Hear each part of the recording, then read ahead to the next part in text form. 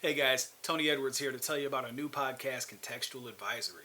We're an open conversational podcast where we will be interviewing new guests each week. We'll be discussing hot topics, social issues, sports, music, movies, all sorts of media, anything you can think of, we're going to be discussing.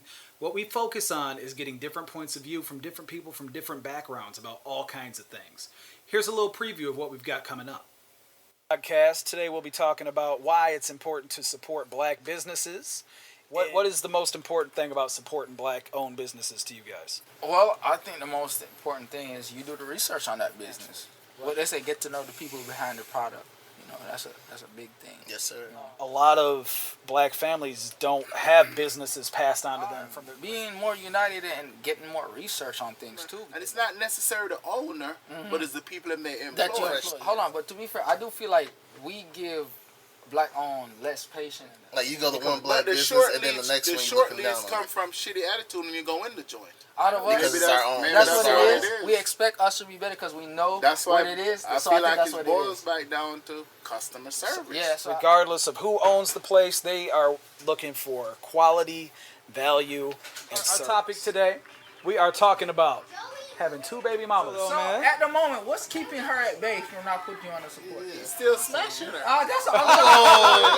Keep it real, B. You gotta let her taste that, so it's not she gonna put you on. All right, everybody, I am here with the international music singing sensation herself. That's my sister. This is Faya. Say hello. I go by the name of Faya, originally from Jamaica, grew up in Detroit. I started performing around like 17. One of my songs called Addiction was featured in the movie Girls Trip, and that really took off from there. I am here with the king of the hills, Cloner.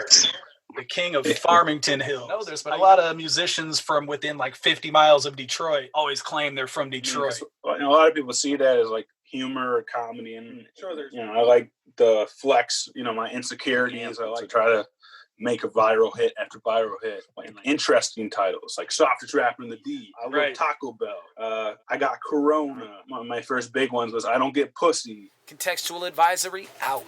Yes, sir. If you like what you heard there, check us out on Apple Podcasts, Spotify, Google Podcast, anywhere that you get your podcast. We're even on YouTube. Don't forget to subscribe to Contextual Advisory. We'll see you next week.